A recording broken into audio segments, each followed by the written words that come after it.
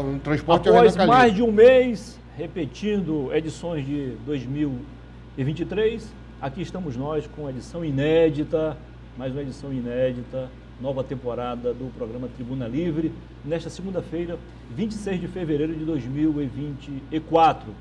O programa de hoje, o primeiro deste ano, inédito, começa entrevistando o superintendente do DENIT aqui no nosso estado, que é o Departamento Nacional de Infraestrutura e de Transporte, o engenheiro civil Ricardo Araújo, filho do saudoso governador José Augusto de Araújo, da deputada federal Maria Lúcia e também irmão da procuradora, agora aposentada, Nazaré Araújo.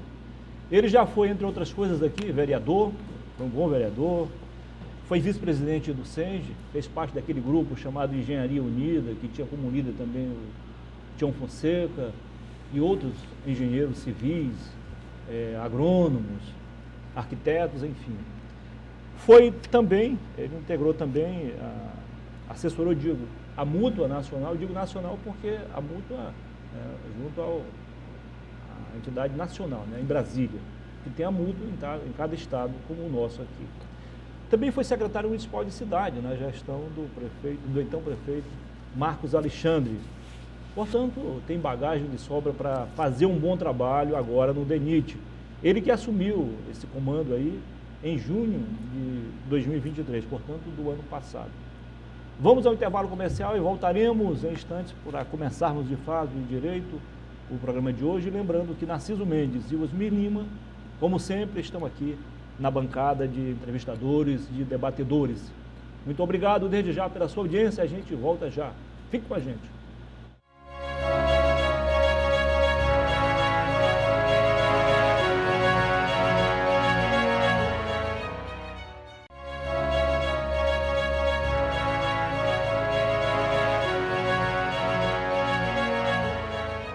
Ok, voltamos em definitivo com mais uma edição do programa Tribuna Livre, aqui na sua TV Rio Branco, canal 8.1, nesta segunda-feira, 26 de fevereiro de 2024.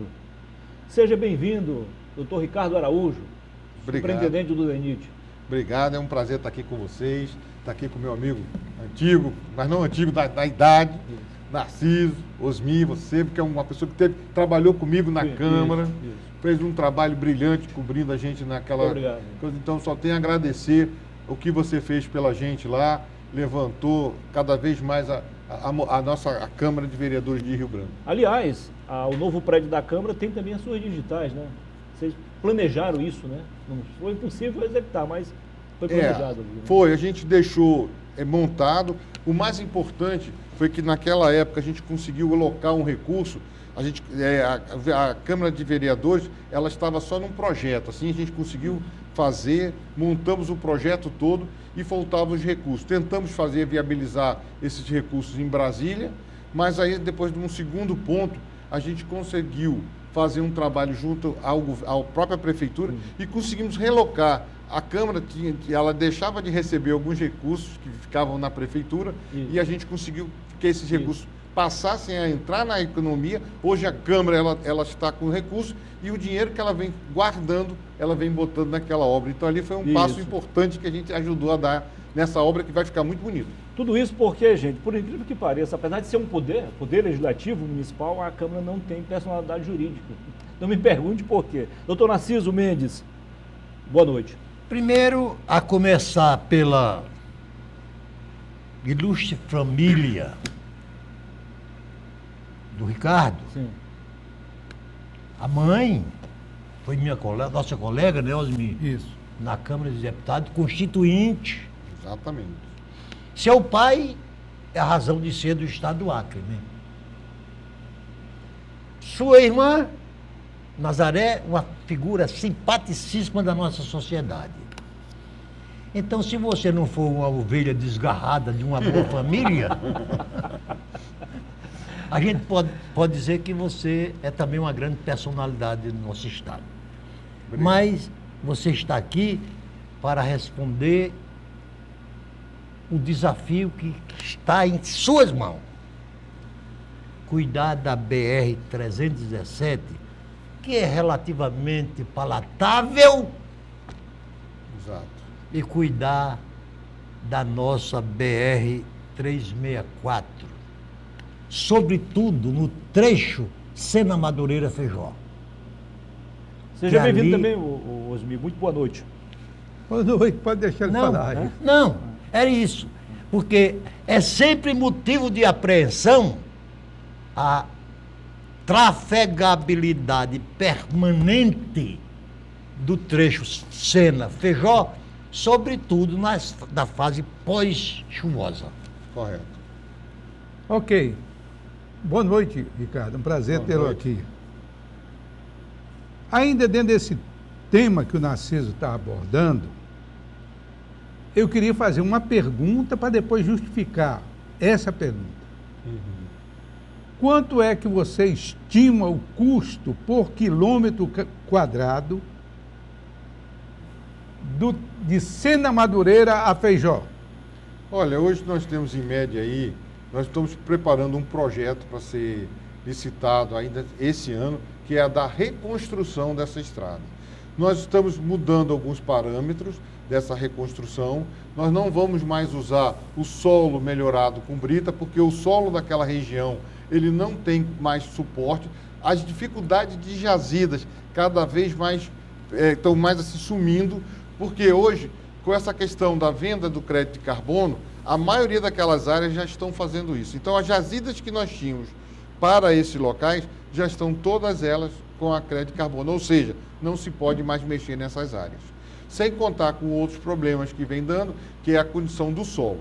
Então, hoje nós temos um trabalho que está sendo feito, isso eu disse pela nossa equipe, eu chamo o nosso pessoal lá, os 300 de Esparta. São só 5 engenheiros, 6 engenheiros, para cuidar de 1.195 quilômetros, quase 1.200 quilômetros de rodovia. Esse pessoal fez esse estudo, onde nós criamos um tipo para o nosso Acre, que é o macadame hidráulico. Narciso sabe do que eu estou falando. É uma camada que você faz de 35 centímetros de pedra. Ele é feito em várias camadas, justamente porque hoje nós temos problema, principalmente nesse segmento que é de Sena até... Eu vou me esticar um pouquinho mais, quase ao Liberdade. É um viés ali todo, são aproximadamente 400 quilômetros, onde tem água que ela vem de baixo para cima. Além de que a tabatinga, que é a maioria do nosso solo, você trabalha. Então agora nós vamos ter que usar o macadame hidráulico, fazer depois um outro pavimento mais 5 centímetros só de pó, vai para 40 de pedra, tomando tudo, e depois vamos botar 8 centímetros de capa. Esse valor aí vai chegar a quase 6 milhões naquela região, porque a pedra é cara. E conforme se você desloca de Sena até chegar em Liberdade, que é já perto de Cruzeiro do Sul, a pedra ela vem variando. Então vamos botar aí 1 quilômetro aproximadamente de 6 a 7 milhões o quilômetro. Nós estamos falando aí de aproximadamente 2, 3 bilhões para a gente fazer essa obra. É interessante isso, Narciso, porque eu ainda me lembro que aí no governo Orley Camelim, se não me engano, ele fazia por 500 mil quilômetros. Entre 500 a 700 quilômetros. Aí o pessoal dizia, isso é uma roubalheira e tal. Um dia ele, quando o ministro do Transporte estava aqui, que ele é Eliseu Padilha, se não me engano, ele disse para mim, esse pessoal está brincando.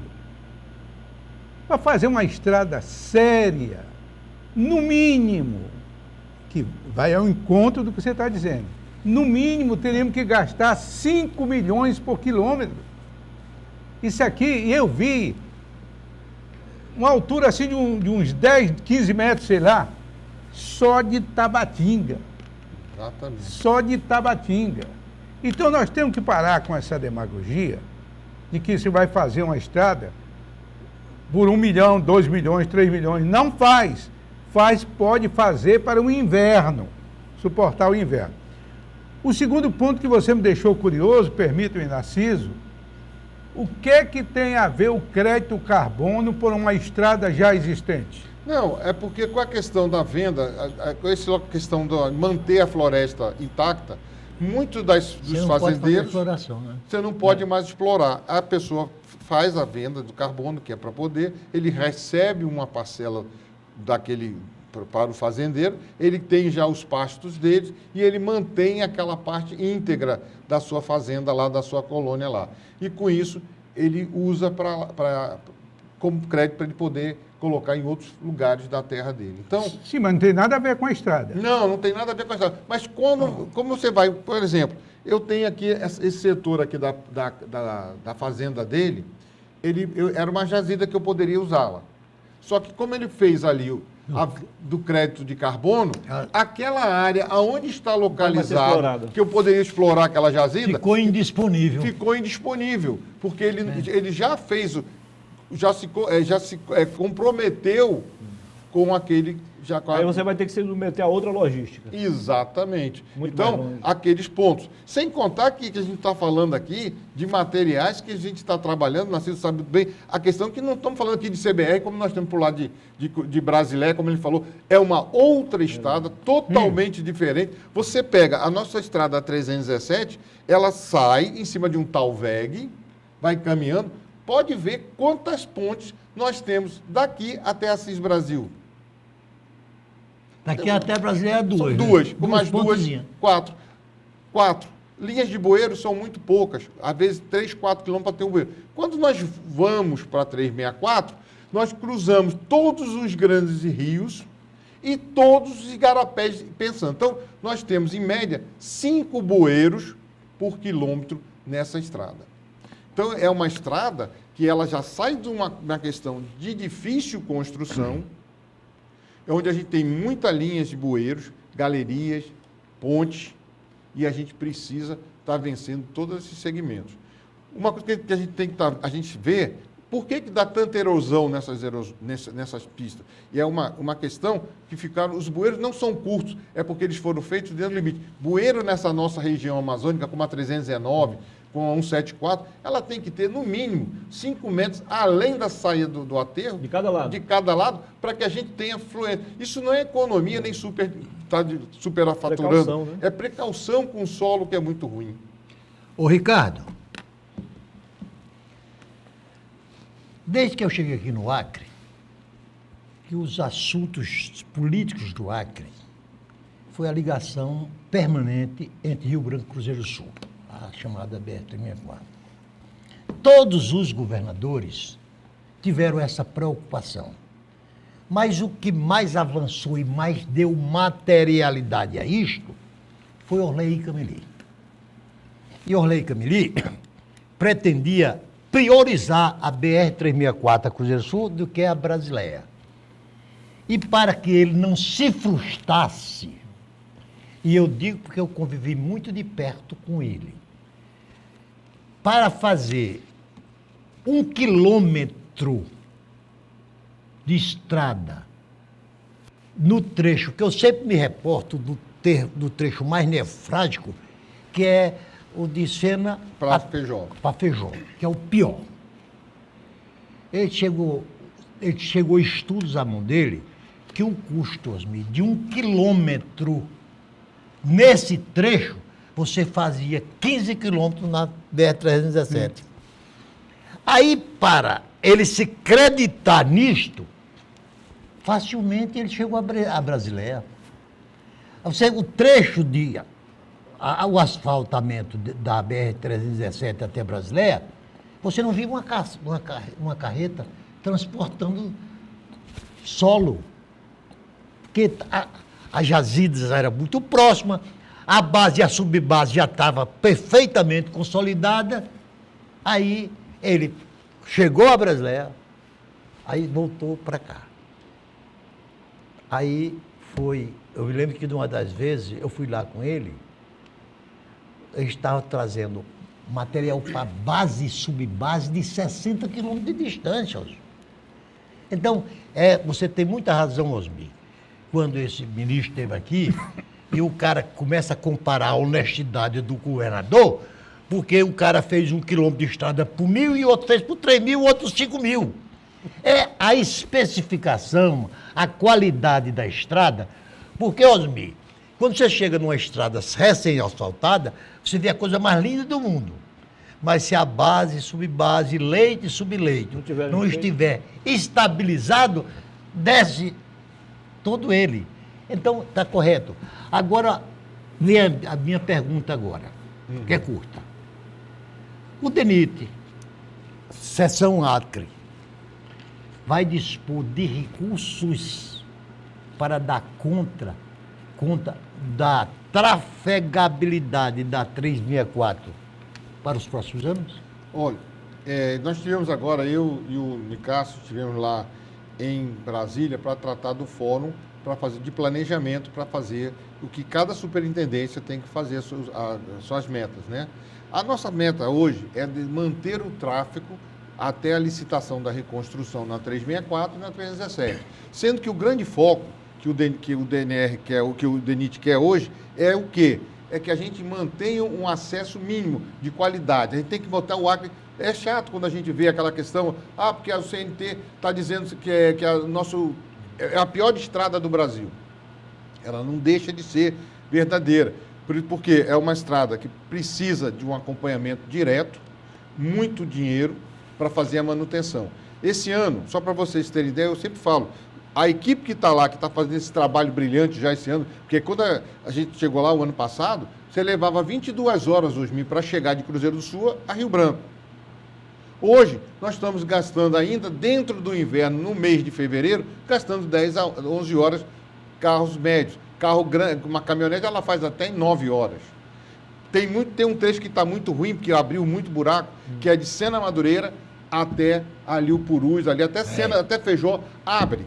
Então, nós estamos fazendo um trabalho agora de manutenção. Temos recursos, nós saímos com um orçamento hoje de 210 milhões para trabalhar na manutenção e já garantimos com o ministro, o Renan Calheiros, e mais o nosso diretor, mais 250. Então, nós já começamos já o ano com aproximadamente 460 milhões. Já estamos fazendo vários trechos o macadame hidráulico. Do aeroporto ao Bujari, não sei se vocês andaram para ali, já está todo ele colocado a pedra, já. Nós estamos fazendo ele ali já é uma parte definitiva que nós estamos fazendo. Já temos à frente, depois da ponte do Caeté, também já estamos colocando o macadame. Então, nós estamos já colocando nessa manutenção vários trechos, que para esse ano nós queremos chegar no macadame a quase 60 quilômetros desse material. Mas, Ricardo, você não acha que até como cartão de visita, nós deveríamos dar prioridade do aeroporto à cidade, porque está uma vergonha aquela estrada. Por exemplo, lá em casa, quando pede para ir com o meu carro, para onde? Para o aeroporto? Não, para o aeroporto ninguém vai. Só tem esse carro. Mas olha, hoje melhorou muito. Ruim. Hoje melhorou muito. Você vai ao aeroporto hoje, nós fizemos, tem uma equipe trabalhando dentro dela direto agora. Nós fizemos... Uma equipe do Estado ou do DENIT? Não, do DENIT. Tudo é DENIT. Na BR-364 é o DENIT que as empresas... Nós não temos um trecho hoje da cidade, da BR, das duas BR, que não tenha uma empresa monitorando. Então, hoje, o que aconteceu? O ano passado, quando a gente chegou, havia uma tendência, que olha só, era fazer o macadame hidráulico da Custódio de Freire, porque o problema daquele material é que a água mina. Então, ali, você pode fazer o que você quiser, ele vai dar, se você não botar o macadame. Então, o que nós fizemos? Priorizamos entre botar o asfalto da Custódio de Freire ao aeroporto, nós preferimos atender a uma cidade que estava pior que... Isso eu me lembro que eu conversei agora com os vereadores lá, estive lá, só para ter uma ideia. Você fazer 7 quilômetros do Bujari até o aeroporto, gastava-se 1h40 a 2 horas. Para quem faz hemodiálise, que precisa vir para cá, então, nós preferimos, agora, nesse momento que o dinheiro é curto, mas deu para fazer, nós estamos fazendo, vamos atender ao município de Bujari até o aeroporto, que a estrada está bem melhor, e demos uma... Você pode ver todo o tapa-buraco que nós estamos fazendo esse ano lá, o ano passado, já é todo ele em cima de pedra. Você abre, vocês viram, a gente abre aqueles panos grandes, tiramos 40 centímetros daquela subbase e base e colocamos ali a pedra. BGS todo daquele trecho. Então, nós estamos recuperando para esse ano, do mais ou menos, entre a metade do trecho ali, que são 6 quilômetros, nós vamos botar o macadame para frente. Então, isso vai dar um suporte ao aeroporto. Concordo com você, o aeroporto é a primeira linha, é a entrada da cidade, mas não poderíamos, como o recurso era pouco, Nós não podemos deixar uma cidade ficar desguarnecida também a chegada até Rio Branco. Então, nós preferimos colocar esse macadame saindo do Bujari para o aeroporto e manter a trafegabilidade. Hoje eu vou mais tranquilo para o aeroporto, porque nós não temos mais buraco. Hoje você tem um pequeno buraco, um ali, mas a equipe vai lá. Agora mesmo a gente estava brigando. Eu recebi uma crítica de uma moradora ali em frente à tornearia Tip Top, que abriu um buraco. A gente já foi lá, já acionamos. Na zona urbana. Dentro da zona, porque o anel viário é urbano. Sim. E para uma grande coisa que nós vamos fazer esse ano, que a nossa equipe decidiu, nós vamos criar hoje um pato, que é um trecho urbano, que vai cuidar só da cidade de Rio Branco, o trecho que corta a cidade. Ou seja, a empresa só vai ter que trabalhar dentro da cidade. Então é um pato que vai ter 30 quilômetros, que vamos fazer das 4 bocas até o aeroporto. Então, com isso, acaba o problema. Surpreendente, eu não sou engenheiro civil, mas por dever de ofício também trabalhei no CREA, eu sei o que é macadame hidráulico. Mas a maioria não sabe. Explique. Não, o macadame hidráulico é você. Aquele tradicional, os blocos. Não, você coloca a pedra, você vai fazendo as pedras maiores, vai botando. E preenche o espaço. Ela vai entrando. E o que você vai. Aí você vai botando as pedras gradualmente. Isso. Até e bota os finos, que é o pó, para ela travar. O que ela vai acontecer? Ela vai formando, vai compactando e ela vai virando um solo rígido, porque travamento que vai ficando entre os vazios é feito com a pedra menor. O que acontece? Esse macadame ele vai estabilizar, vai travar, tanto é que como é que você faz o teste final? Você pega uma pedra, vem com um rolo de chapa e passa por cima. Se ele quebrar a pedra, ele já atingiu a sua rigidez que ele precisa. Ele trava o solo. E aí, qual é o grande segredo? Nesses pontos, a cada 100 metros, 150, a gente coloca um dreno. Então, a água que vem, ela passa, interpola e vai para lá. Mas esse macadame também fica caríssimo aqui no Acre, tem um custo dado o preço da importação da pedra. Porque no Rio Grande do Norte, muitas vezes você quebra a pedreira para a estrada passar. Aí fica mais fácil assim, né? Aqui, mais barato. A brita, propriamente dita, que nossa, vem de 300, 400 quilômetros de distância. Exatamente. E assim a gente encerra o primeiro bloco e vai ao intervalo comercial.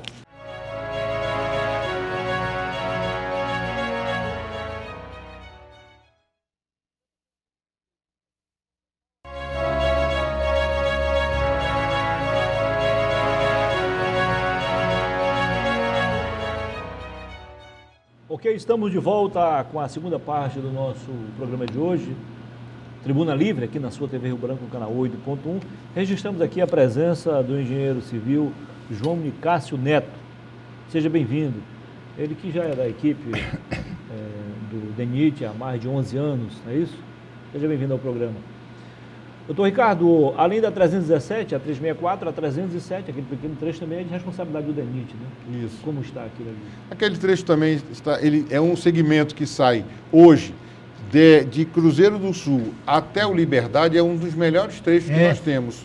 Ali foi feito já de Rodrigues Alves até o Lagoinha, foi feito pelo governo Orley.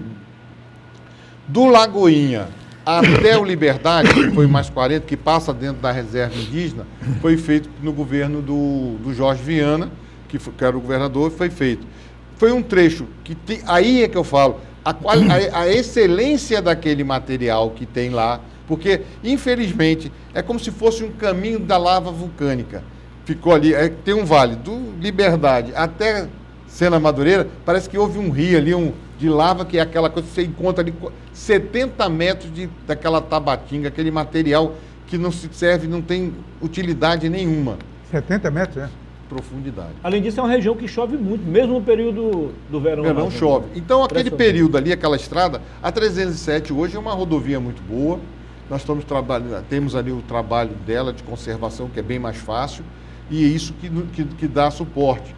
Há um material que a gente pode usar. Só que aí começa também, quando você começa a transportá-lo para a estrada, ele fica ao mesmo custo da pedra. Hoje ele tem quase que o valor. Aquelas jazidas lá, já está quase o preço da brita. Porque o material também tem um suporte bom e já fica caro. Se você tem uma pequena diferença, é melhor você usar a brita com a distância que vem para colocar lá. Ricardo, eu tenho lido nos jornais daqui de Rio Branco que há muitas reclamações dos empresários de Cruzeiro do Sul que levam um sobrepeso nos seus caminhões. Não há uma forma de colocar uma balança.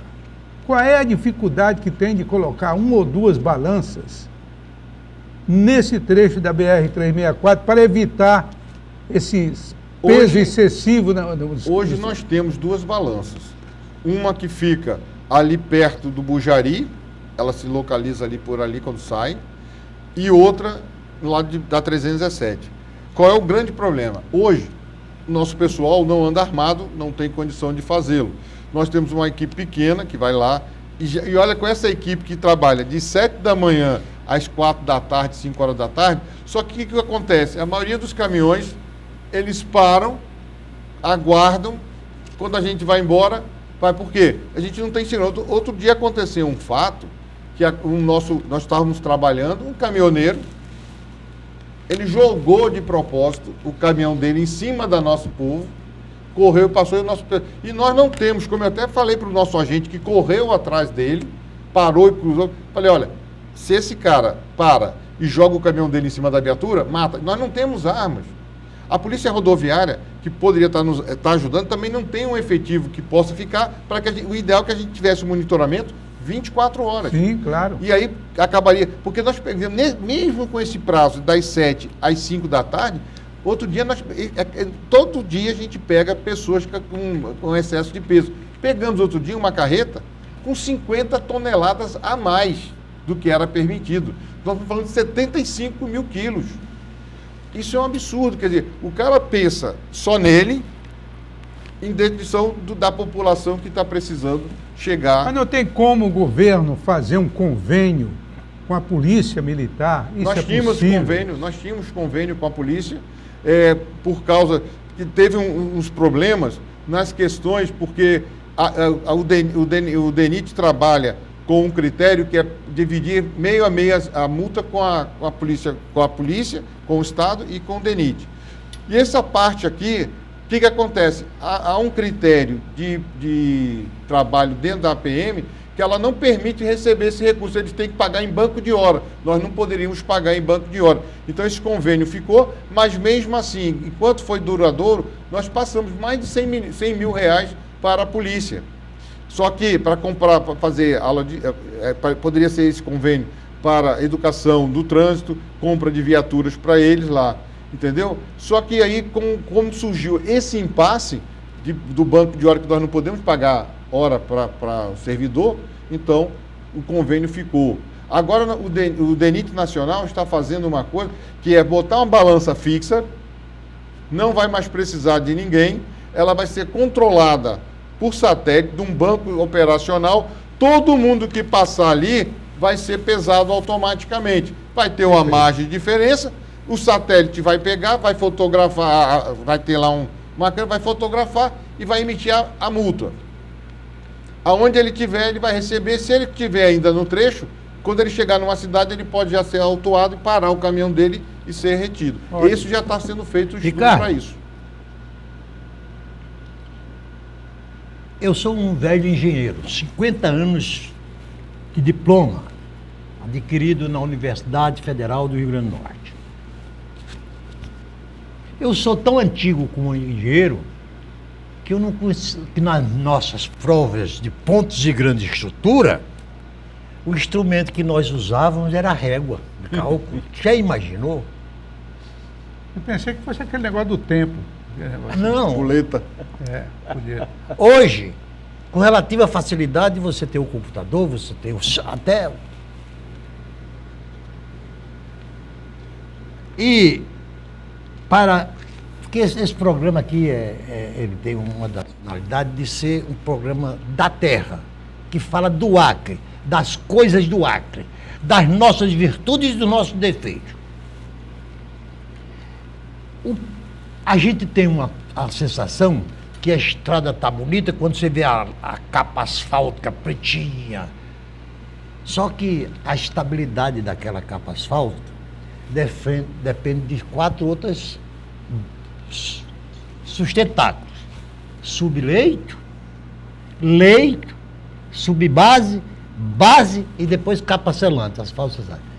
Se não tiver estabilidade no subleito, não terá no leito. Se não tiver nos dois, não terá na subbase e não terá na base. E isso, Ricardo, parece que vem ser o grande desafio do DENIT e do Acre em querer preservar as estradas exatamente pelos altos custos que elas acarretam. Se de repente um governador qualquer tem o mesmo determinação do Orley Cameli, eu quero a estrada,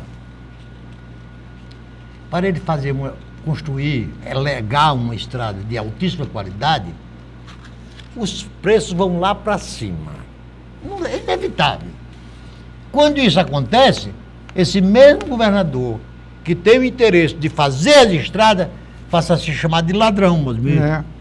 Porque o fulano fez as 3 milhões o quilômetro, o meu vai ficar 6 milhões, você está roubando 3 milhões para quem? Agora mesmo vocês dois deram exemplo da estrada que vai para Brasileia, da estrada que vai de Sena Madureira, são custos completamente diferentes. Essa de Brasileia teve um custo médio à época de 300, 350 reais. Você vê a diferença. R$1.000. Eu volto a repetir, Romi. O trecho daqui para Brasileia não precisa gastar dinheiro para construir o que você denominou de macadame. Quer dizer, porque muitas das vezes você precisa até usar pedra, como você está usando, para fazer o macadame para dar estabilidade na base e subbase. Isso. Então, é isso que o nosso povo tem que entender. E outra coisa, né, Osmi? A nossa classe política já está tão desmoralizada que se nós continuarmos chamando todos eles de ladrão, porque hoje o ladrão é quem está no governo, quem está na oposição é o honesto, né? Aí quando o honesto vai para o governo, vira ladrão e o Não tem sido assim, Osmi? Tem sido. Tem sido assim. Então, ou nós mudamos também essa forma de nós avaliarmos as ações dos governantes, ou então nós vamos incorrer nos mesmos erros. Correto. Olha, vou dar um exemplo para vocês. Lá, eu estava até conversando com o superintendente de Rondônia, que é o André, que é acreano, por sua vez, um engenheiro formado também aqui. O que acontece? Geral agora, aquela Santo Antônio lá, pegou as pedreiras, aquelas pedras que estão todinhas lá, deram para eles de graça. E eles é só reportar. Até para eles, Ricardo, você pode pegar. Só que o frete que eu vou pegar de lá para cá vai ficar. O que vai me baratear? 30, 40 a gente pode fazer? Isso podemos fazer. Mas até você montar essa estrutura de britar essa pedra, ela vai sair o mesmo preço para a gente. Então, o que acontece? Infelizmente, o que nos pega é a distância. Então, você tem o preço da pedra saindo de lá de Rondônia para chegar em Rio Branco, é um preço. De Rio Branco a Sena é outro. Daqui a pouco ela chega 5 vezes mais cara do que o valor de preço. Então, o que dificulta, o que a gente tem que ter, nós temos vários Brasis dentro de um Brasil. São vários Brasis dentro de um Brasil. Sim. Então, a gente não pode querer padronizar tudo com a questão, eu faço uma estrada lá em São Paulo por X, e aqui no Acre eu faço por 5X, às vezes 3X. O que acontece é que as dificuldades amazônicas, eu vou dar um exemplo, acho que o Narciso, ele é um pouquinho a coisa mais... Velho, eu só tenho, 35 anos de formar, 38 agora de formar. Não querer agradar o Narciso. Preciso, né? Mas a Transamazônica, quando foi implantada, tinha uns estudos que a gente participava, ela chegou a ser aberta 200 metros para cada lado. Nós estamos falando de 400 metros. Hoje tem segmentos de alguns vestígios da estrada que não passa mais um carro de um lado para o outro. A floresta, ela tem ela toma de volta o que é dela, os espaços que é dela. Se você não tiver trabalho ali de roço, de afastamento, a mata, ela se apodera do que é dela. A floresta, ela tem esse hábito. Então, as dificuldades de fazer estrada na região norte são muito maiores do que qualquer lugar do Brasil. Mas aí nós teríamos uma solução. Eu estou lendo, e não sei se é verdade, que estão privatizando Cuiabá-Porto Velho, em 2 etapas. Cuiabá-Porto Velho. Estão privatizando. Eu não entendo por que não estenderam até Cruzeiro. E aí vem a pergunta. Mas quem é o doido que vai querer pegar a privatização de Porto Velho a Cruzeiro? Não. Nós temos que fazer em bloco essas privatizações. Da forma que nós fizemos com os aeroportos. E com o sistema Telebrás. O sistema Telebrás. Bem. Você pega o filé, mas vai Pega pegar, o ossozinho aqui. vai pegar carne de pescoço Eu defendo aqui. isso aí. Eu fui até em Brasília agora, conversei com o ministro, falei, ministro, eu acho que a gente precisa ter esse critério. Se quem pegar uma Dutra, pegar uma ponte Rio-Niterói que passa Isso. 25, 30 mil carros, com o osso aqui que passa aqui da nossa região. Exatamente. E claro que o governo vai ter que dar um suporte. Por exemplo, hoje, qual é o volume de tráfego que passa, que eles falam do Mato Grosso até ali por Rondônia, até Porto Velho? É porque ele passa um fluxo de veículos já hoje acima de 7 a 8 mil veículos dia. Nós estamos falando que a produção de algumas cidades que estão ali do Mato Grosso sai no porto, pega o madeira e desce. Isso. Então, o volume de carros ali já é muito alto. Justifica até a privatização com um valor relativo do pedágio, que não é tão caro, que já é padronizado. Agora, para nós aqui na nossa região, se nós fôssemos fazer a implantação hoje, teríamos que pagar, o cara teria que deixar o carro dele lá no pedágio, porque seriam altíssimos os valores. Então, porque a demanda hoje da nossa estrada hoje, ela é o que ainda de máximo, hoje está dando 700 carros quando a gente tem muitos veículos nesse período. Então, 700 para 7, 8 mil veículos dia, olha a diferença. Então, e eu sempre falo, Osmi, essa nossa estrada, ela é uma estrada que eu falo, ela é, além que ela traz a economia, mantém a economia local, ela é uma estrada social. Ela liga, eu sempre falo, é igual um corpo humano. Eu sempre, quando vou dar uma palestra, eu digo, é igual isso aqui, a artéria que leva o sangue até a ponta dos meus dedos, ele está aqui fluindo. Então, se ela estiver toda desobstruída, ela vai bem. Se eu parar, seccionar e não deixar o sangue chegar na ponta, vai morrer. Assim são as cidades. Como é que você vai fazer a integração das cidades? Cruzeiro do Sul hoje, eu posso falar isso porque minha família é de Cruzeiro do Sul. Então fale bem. 40 anos atrás, a influência de Cruzeiro do Sul era mais amazonense, Claro. porque era toda feita com balsa. Hoje, já mudou esse critério. Com a estrada, nós temos hoje uma cidade que ela fala a mesma língua, rio-branquense, cidade cruzeirense, é tudo a mesma língua acriana. Mas olha, nós temos problemas hoje dentro do governo federal. Eu não consigo entender, Ricardo, como é que alguém em sã consciência seja apenas um admirador de floresta. Eu não consigo entender porque você impede uma estrada de Cruzeiro do Sul lá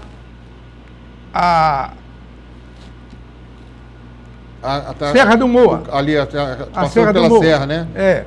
Eu não consigo entender como alguém quer impedir uma estrada para o Jordão.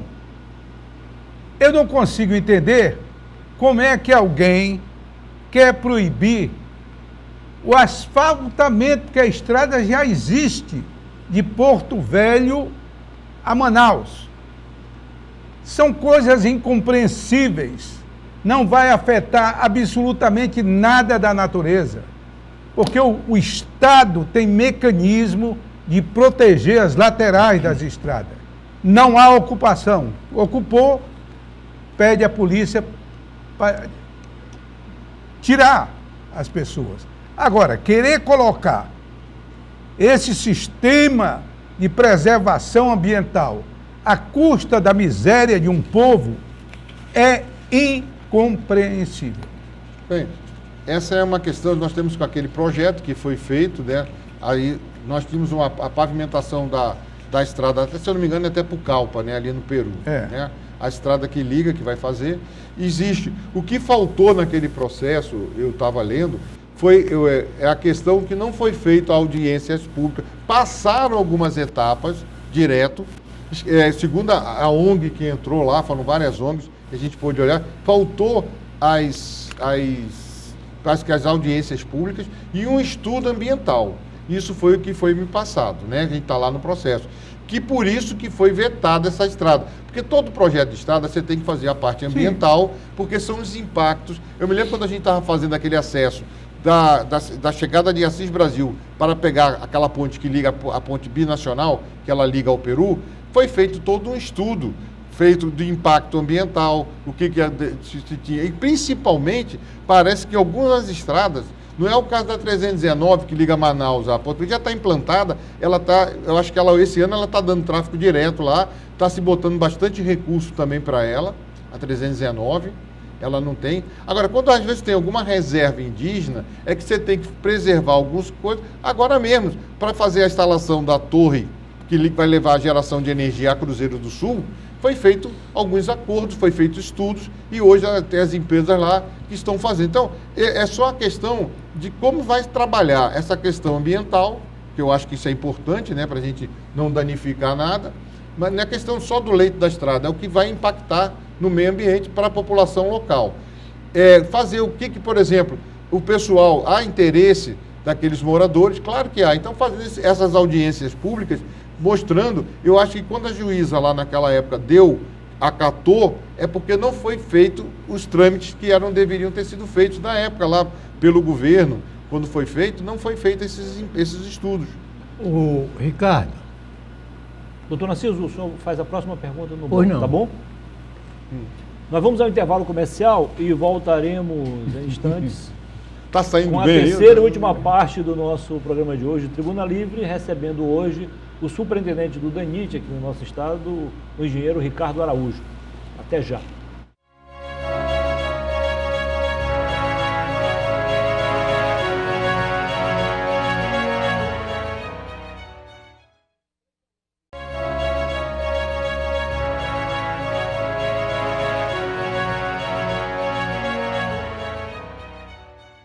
Estamos de volta com a última parte do nosso programa de hoje, Tribuna Livre, aqui na sua TV Rio Branco, canal 8.1, nesta segunda-feira, 26 de fevereiro de 2024. Daniel Cabral, o Dan, está aqui mais uma vez, caprichando aqui na caricatura do Dr. Ricardo Araújo, e ele vai levar para casa essa simbólica homenagem, ok?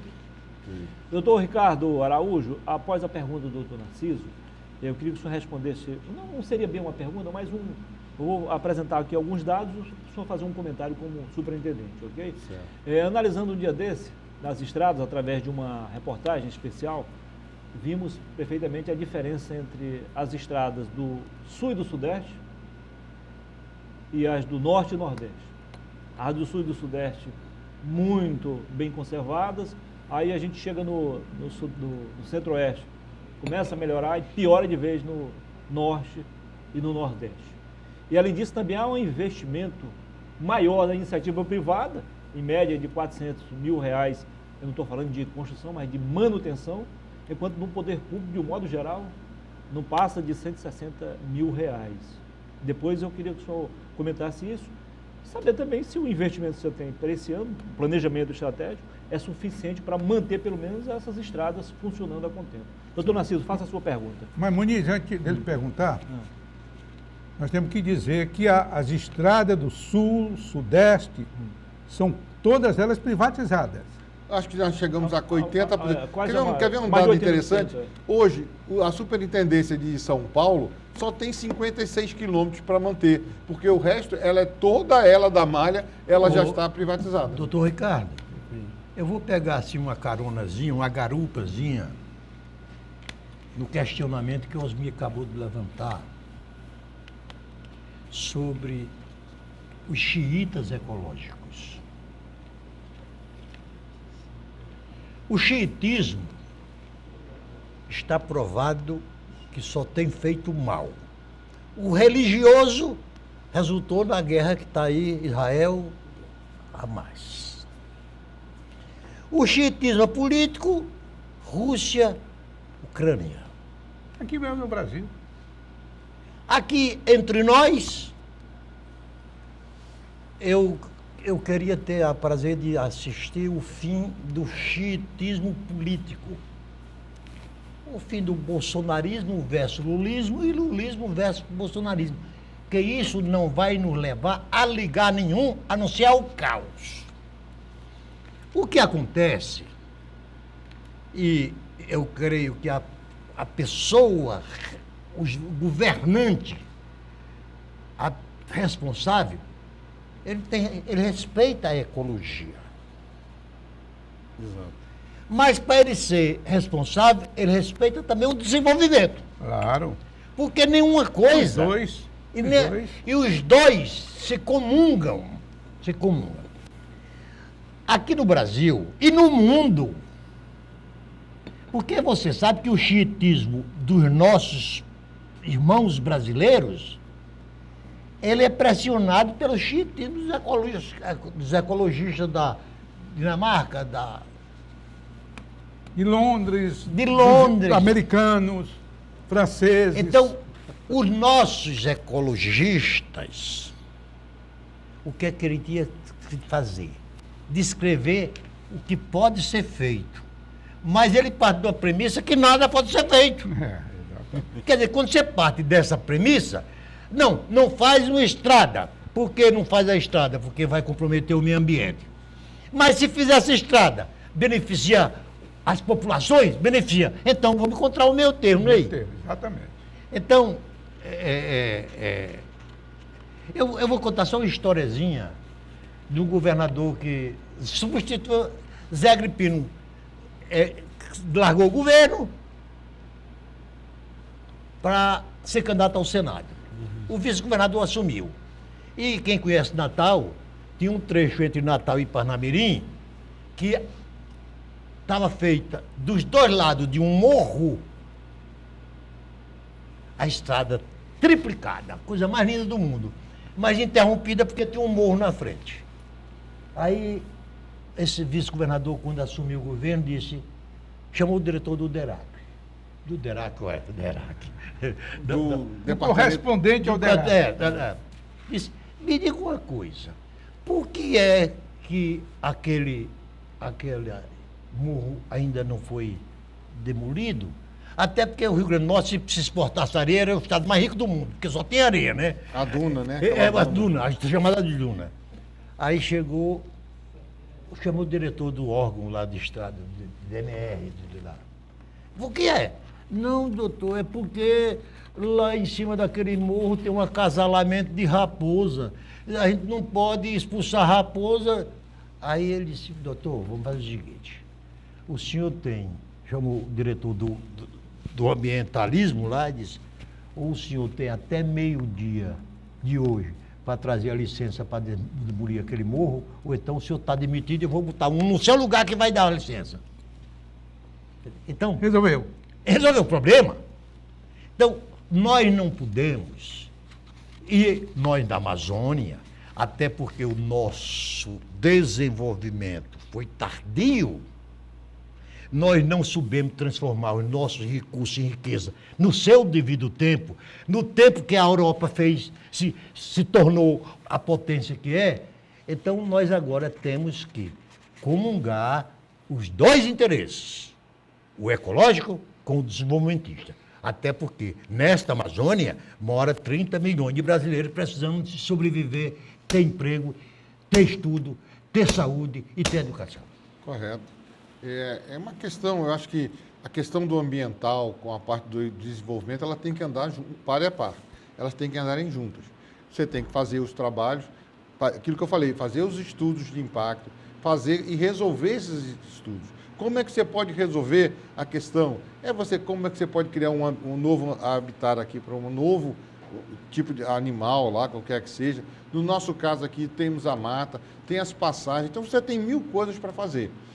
O que não podemos é ficar só. Por exemplo, existe hoje, dentro do nosso estado, já começou, nós temos bastante soja, já começou a ter soja, começou a ter milho, café, está desenvolvendo muito no nosso estado, e diga-se de passagem, um café de altíssima qualidade. Nós temos qualidade no nosso café. Eu até estava conversando com o ex-deputado Jonas, lá em Cruzeiro do Sul, ele está fazendo, tem lá, hoje ele virou um produtor, Então, eu acho que esse casamento pode ser feito, sim, a ecologia junto com o desenvolvimento. Porque nós temos aqui, hoje, nós temos quase 1 milhão de habitantes dentro do nosso estado, merece um respeito. Eu sempre falo que a gente tem que ter cuidado, porque eu vi gente, não foi agora não, quando eu estava trabalhando no departamento de estradas há 30 anos atrás, 35 anos atrás, eu vi uma senhora morrer numa rede, com o filho atravessado, porque não tinha como levar, não tinha estrada, ela saiu lá do interior, lá do Croa, lá dentro. Quando ela chegou aqui, já não tinha mais tempo, morreu ela e a criança, por falta da estrada, como se levar. Eu acho que a questão é que nós temos que ver, todos nós somos brasileiros, merecemos todo o respeito, eu acho que tem que se fazer esse casamento. Não podemos também sair desmatando para ficar... O nosso solo, ele é um solo muito fraco, só tem 50, 60 centímetros de fertilização, porque a floresta é assim, não tem. Então, se você sair também desmatando, você vai ter problema, como o Mato Grosso agora enfrentou aquela nuvem de poeira vermelha lá que destruiu, acabou com a cidade lá. Então, eu acho que a gente precisa ter esses casamentos, é saber fazer os dois. Aí é que vem a inteligência do homem, né? Ele tem que saber usar a tecnologia, não destruindo também a sua mata, sabendo equacionar. Nós somos engenheiros, a gente sabe o que a gente tem que fazer. O que é engenharia? É a arte de criar, é engenhar. Então, se você souber dar qualidade, o que às vezes acontece é, como o Osmir falou, a influência externa ela é muito grande. Então, a gente tem que saber dosar essas coisas para que a gente possa fazer. Nós temos que saber respeitar, sabendo, ouvindo aquela pessoa que mora lá no alto, como é que ela está vivendo, o que ela necessita, o que ela precisa. Para essas audiências públicas que são feitas para isso, para saber o grau de dificuldade, o que aquela estrada vem a ser. Porque não adianta você fazer uma estrada e não envolver aquele morador nessa estrada. Porque vai ser só um corredor para o cara que passa de carro dar tchauzinho para lá para o menino que está lá na estrada. Nós temos que saber como essa estrada vai beneficiar esse agricultor que está lá no meio da floresta, como que ele vai poder também produzir dentro da... Ele tem as frutas que ele pode fazer. É isso que nós temos que levar esse casamento. Por exemplo, Narciso, o que a gente pode fazer? Nós temos a nossa banana, que é excelente. A banana, quantos quilos, toneladas? Isso uma vez eu conversando com o conselheiro José Augusto, e ele tinha esse levantamento. Quantidade de frutas que se apodrecem aqui no Acre, daria para alimentar a nossa população durante um bom tempo. Banana, cupuaçu, manga que cai no chão. Se nós pudéssemos ter o aproveitamento através da banana seca, da banana, para que o cara poder envolver essa pessoa que está na... Farinha de banana. A banana, tudo pode ser aproveitado. Então, acho que é uma questão só de saber quantificar e qualificar para que todos possam ser beneficiados. O Brasil hoje é o maior país preservacionista do mundo. Do mundo. Vamos pegar aqui o nosso estado. 13, 14% aí compreendendo os núcleos não habitacionais, núcleos habitacionais, estrada, tudo é preservado. 80 e tantos por cento é preservado. Agora, o que acontece? Há influências da ONGs que estão aí, em sua grande maioria, a serviço do capital externo de países produtores de grãos, tem atrapalhado muito a questão indígena. Tem comunidades indígenas que quem tem autoridade lá são as ONGs, e não a FUNAI ou o governo brasileiro. Certo. Índio não quer mais apito. Índio quer celular, quer se desenvolver, quer ter... Bem, eu vou dar só um exemplo aqui que o Narciso deu da outra vez passada. E ele estava lá e sabe disso. Para a gente construir, asfaltar, aliás, a estrada Rio Branco, Porto Velho, nós fomos lá com o presidente Sarney, e eles fizeram, o governo brasileiro fez um acordo com BID ou BID, eu não me lembro qual foi, Narciso. 50%, 50%. Só que esse organismo internacional pediu uma relação para ser cumprida, e eu vou citar só uma delas. Que fosse medido os decibéis dos carros que passavam por lá, para saber até que ponto afetava o ruído dos animais que moravam na floresta. Nós fomos ao Sarney, Narciso, não foi? E ele disse, não, já mandei acabar com o convênio. Eu vou construir com recurso próprio do Brasil. E fez. E fez. Então, esses organismos, e principalmente, você vai me desculpar, tendo à frente a Marina Silva, é complicado nessa área ambiental. Se dependesse da Marina Silva, não teríamos nenhuma água aqui. Água mineral? Não. De iluminação, as termoelétricas, né? Sim. Ah, as termoelétricas. Não teríamos nenhuma. As hidrelétricas, né? As hidrelétricas. Nós não teríamos nenhuma. É uma senhora que eu respeito o preservacionismo exacerbado dela, apenas respeito, embora não concorde absolutamente nada, que só tem trazido o antidesenvolvimento para o estado dela. Bem, são questões. Eu acho que a gente tem que preservar, mas também tem que construir. Eu acho que a gente não pode deixar nunca a população desassistida.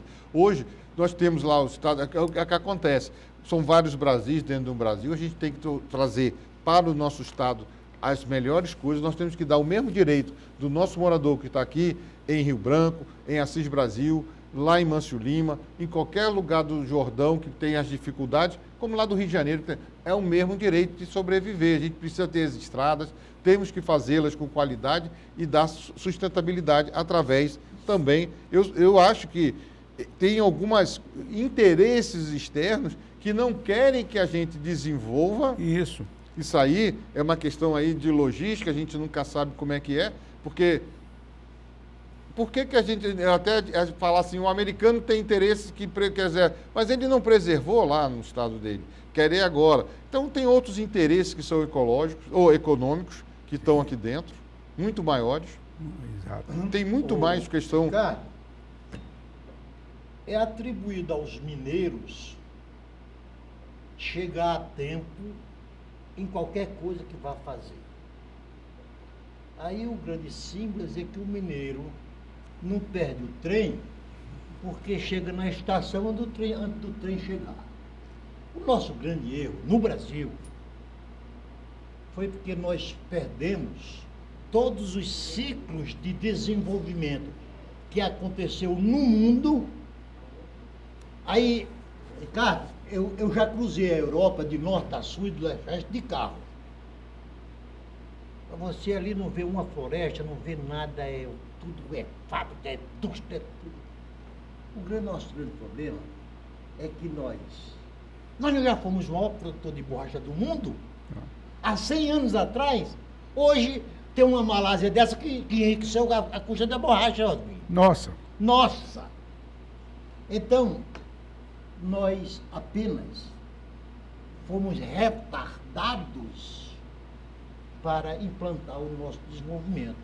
Aí ele ainda não veio. Doutor Narciso, estamos chegando ao final do programa. Aproveite suas considerações finais aí. Então eu quero agradecer ao Ricardo, leve um abração à sua mãe, à sua irmã. Obrigado. Que são pessoas que eu tenho a maior estima do mundo. A sua mãe foi nossa colega, né? Sim. Nossa colega. E eu louvo ela estar aos 88 anos de idade, plenamente ativa, e que Deus dê muitos anos de vida para ela. Amém. Rosemir Lima. Bem, primeiro foi um prazer enorme tê-lo aqui. Eu acho que esse seu depoimento é importante. Foi extremamente importante. Porque mostra algumas dificuldades que você tem, que você atravessa, que é a questão financeira, que é a questão de solo. Tem uma série de problemas que muita gente critica, mas não sabe as dificuldades. E muitas vezes até a má vontade que o governo federal tem em repassar recursos aqui para nós, para você. Então, a gente só tem a agradecer esse seu esclarecimento e eu envio também um abraço para sua mãe. Obrigado. Viu? Pode ser que eu vou transmitir. Diga para ela que eu espero que ela viva 120 anos. Opa, se Deus quiser. Eu não sei se chegarei a tanto. Tá? Eu encontrei com elas há mais ou menos Obrigado, 2 semanas no obrigado. Arassuper, Eu que agradeço. tanto a deputada quanto a procuradora. Saudáveis, que bom, né? Exato. Fizemos fotos, enfim, matamos saudades. Lembrando que o nosso programa está disponível para você no nosso portal, oriobranco.net, e também no nosso canal no YouTube. Tá? Siga-nos nas redes sociais, @oriobranco. Se você perdeu o início do programa, nós acabamos de conversar aqui com o superintendente do DENIT aqui no nosso estado.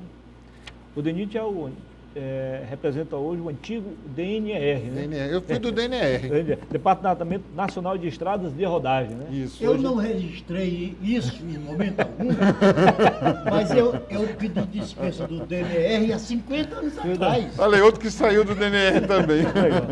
Doutor Ricardo, foi um prazer conversar contigo. 14º Distrito Rodoviário do Rio Grande do Eu Sul. era do primeiro distrito, que era o Mas se Amazonas. tudo teu é Eu quero 50, agradecer a 60 você, anos eu acho que é um atrás, prazer estar aqui conversando, ao Osmi, ao Narciso e a toda a equipe jornalística, que é um prazer. Esse ano, só vou pegar um ganchinho que você me pediu, só para não esquecer, a questão dos recursos. Nós temos recursos para ter manutenção e reconstrução. O governo federal, através do nosso presidente e também do nosso ministro Renan, e que tem ajudado muita gente aqui ao Estado, nós temos hoje com aproximadamente 500 milhões para trabalhar esse ano, é uma verba que dá para a gente manter a estrada com maior qualidade.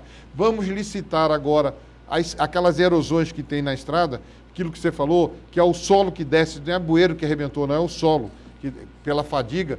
Nós também vamos fazer 50 novas erosões, fora as que estão nas empresas. Eu acho que esse ano a gente vai conseguir dar uma melhor visão para o nosso estado e qualidade da nossa estrada. Parabéns pelo seu trabalho e sucesso. Tá Obrigado bom? a nós todos. Leve aí para a sua casa aqui essa singela homenagem do programa, Olha através aí, da rapaz. arte do Daniel Cabral. Sua caricatura. Né? E aí, tá aprovado? Está aprovado, ó. Bacana. Eu que agradeço, muito obrigado aí, viu? Valeu, Daniel. Valeu. Um abraço. Bom Levar fim de aqui. semana. Muito obrigado. Boa noite a todos e que Deus nos conceda uma semana de paz, de harmonia e de prosperidades. Voltaremos na próxima segunda-feira, se Deus quiser, sempre após o Roda Viva, o programa de maior audiência da TV Acreana, da TV brasileira, quando o assunto é entrevista. Fiquem com Deus, que com Deus nós ficaremos. Boa noite.